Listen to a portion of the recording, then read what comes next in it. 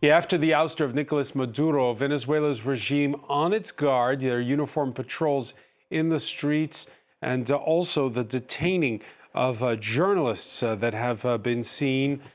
Interior Minister Diosdado Cabello, who posted these images to social media, patrolling with them chanting, "Always loyal, never traitors, doubt is betrayal." Meanwhile, more victory laps from Donald Trump, this time addressing Republican Congress members at the Kennedy Center in Washington.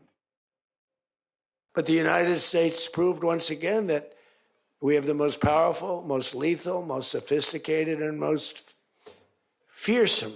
It's a fearsome military on planet Earth, and it's not even close. You know, I've been saying it for a long time. Nobody can take us. Nobody. We don't want to have it. We don't have a discussion, but you read all and you see everything else. Nobody could have done that. Nobody has our weapons. Nobody has the quality of our weapons. The problem is we don't produce them fast enough. We're going to start producing them much faster. We're going to be very tough on the companies. We have the best weapons in the world, but it takes too long to get them. With us is Andrew Hillier from our International Affairs Desk.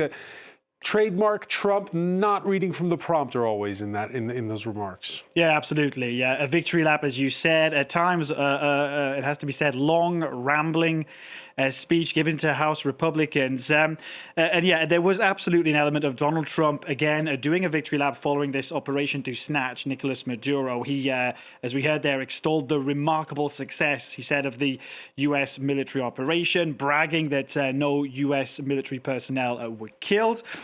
Boasting even about turning off the power before the attack in the early hours of Saturday morning. He also incidentally said that he'd been annoyed about how Nicolás Maduro had, he said, imitated his dance. And then he continued by saying that, well, Nicolás Maduro was a violent guy. However, this speech, you have to remember, is taking place against the backdrop of growing calls on Capitol Hill for more transparency and particular disclosure about U.S. operations in Venezuela. On Monday night, a small group of congressional lawmakers were briefed by Marco Rubio, Pete Hegseth, and other officials.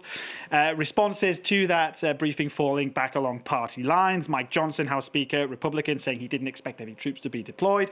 Democrats who took part in that meeting saying that, well, they emerged with more questions than answers. Worth pointing out that on Wednesday, senior Trump officials will also brief all senators about the military raid that captured Maduro. And what you are seeing is that despite this victory lap, there are growing questions, there are growing calls for more disclosure, and particularly questions amounting over the next steps. Lawmakers were initially very timid to ask questions in the aftermath of this raid, nobody wanting to be seen as siding with or giving any sympathy to Nicolás Maduro, but we are seeing now calls for more disclosure. All right, so grabbing Nicolás Maduro, the easy part, if you will.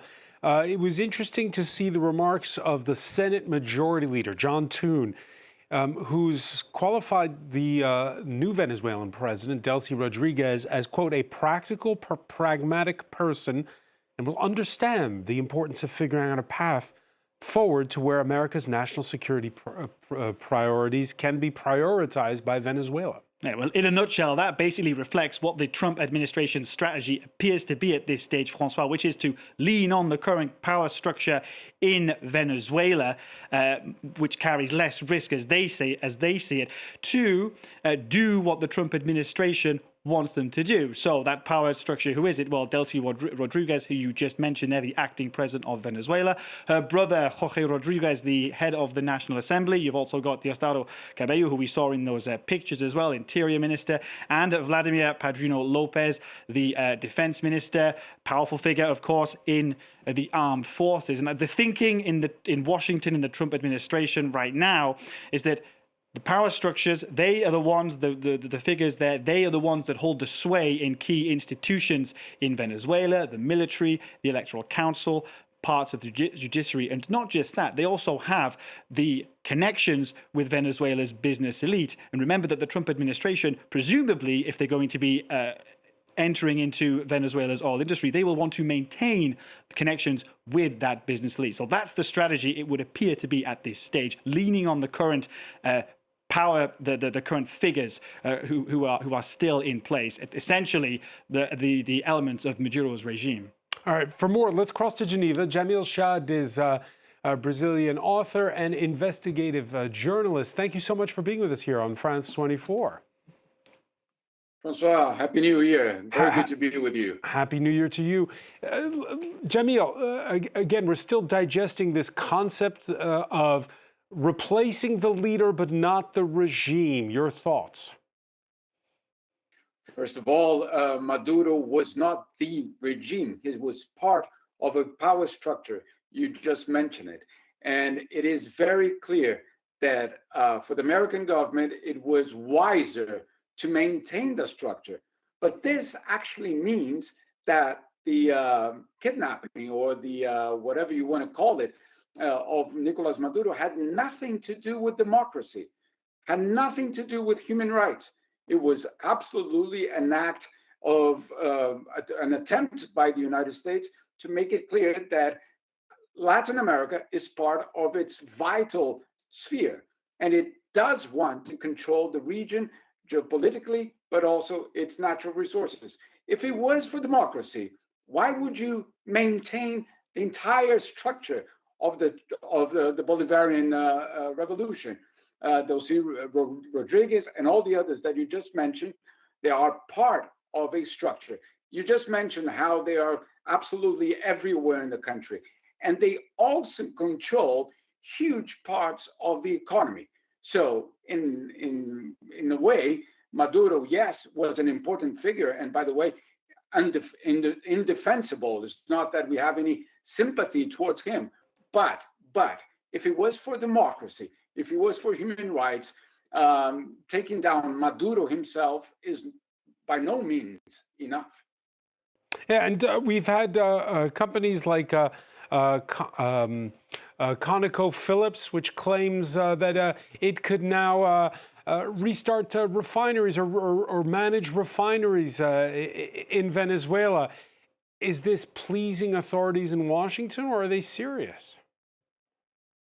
Well, let's wait and see, because obviously the project of basically exploiting these natural resources, it's not as easy as it seems to be. Just minutes ago, Francois, at the OAS, at the Organization of the American States, the US delegation said that it would not allow one of the biggest oil reserves in the world to be under the control of adversaries. So this was an argument that was just presented minutes ago in an official meeting, meaning that in a way, yes, the American government is looking at these reserves and basically the control of these reserves as a strategic element in this story. I wouldn't be surprised if we simply did not have any elections in Venezuela in 2026, while claiming that this is a transitional period, that the country needs to get ready for a future election, while obviously maintaining and getting contracts in order for these natural resources to be channeled to proper destinations. Now, we've been talking about it, Jamil. Neighboring countries are nervous. We heard Colombia's foreign minister this Tuesday saying the military there should be ready in case the U.S. tries to violate the country's sovereignty. What's the feeling in your native Brazil? A lot of preoccupation, a lot of people very much worried that this means actually an attempt to interfere again in Latin American politics for the years to come. This brings us back to the worst scenarios, to the worst images of Latin America and the United States of the 50s, of the 60s, of the 70s. So the region knows that these things can happen. The reality is that many of us thought that this was gone, that this chapter had been absolutely abandoned. But no, there it is. We have it again. Venezuela, in many ways, is a test for the American ambitions in Latin America. If it works out with democracy or without democracy, it will generate, obviously, a lot of fear that this model this doctrine could actually be replicated anywhere in Latin America. Now, Brazil votes general elections in October. By the way, after Colombia, which votes in May. Will there be more or less support for Donald Trump? Let us see, but the government is worried that this would mean that, yes, Washington will be looking at ways to interfere both in Colombia during the elections, but also in Brazil in October. So this is I would say, the main element of consideration. Because here's the Jamil.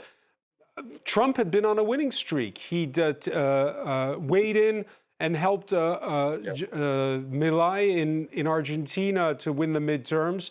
In Honduras, the Trump administration made clear who its preferred candidate was. You have the far right winning in Chile in a presidential election. This intervention in Venezuela, will it help or hurt his cause among ordinary citizens in South America? Well, today the region is divided.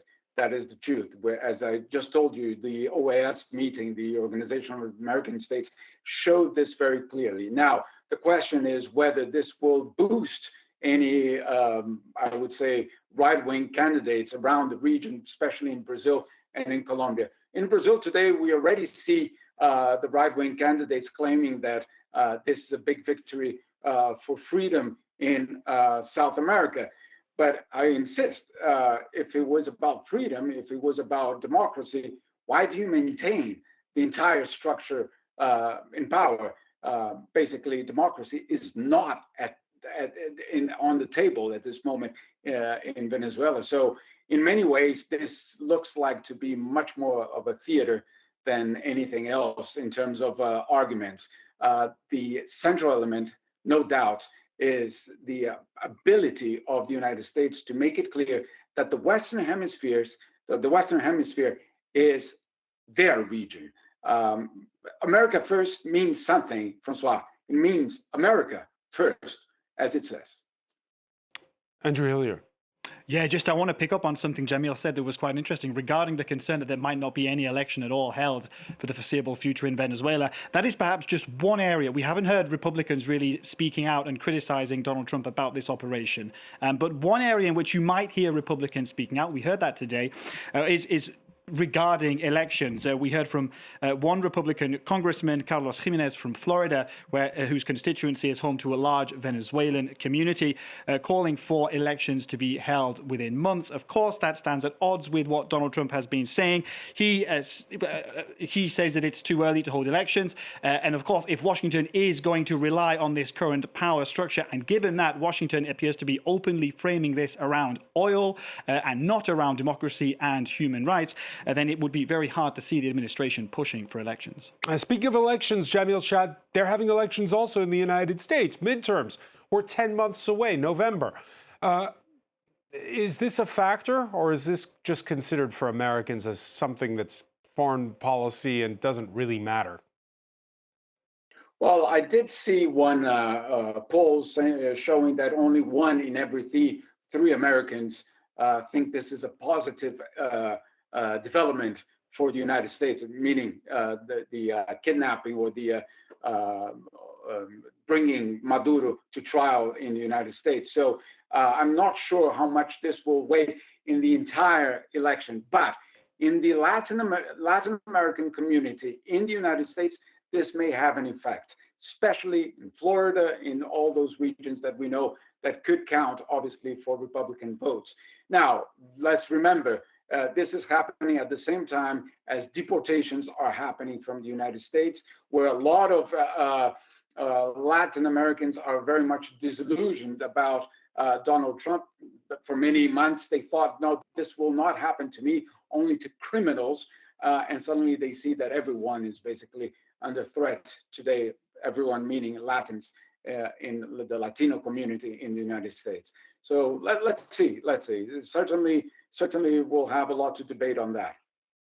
All right, many thanks. Jamil Chade for joining us there from Geneva. I want to thank as well Andrew Hillier for being with us We'll be talking more about how the rest of the world sees America first in the France 24 debate. That's coming up in a little under 20 minutes' time.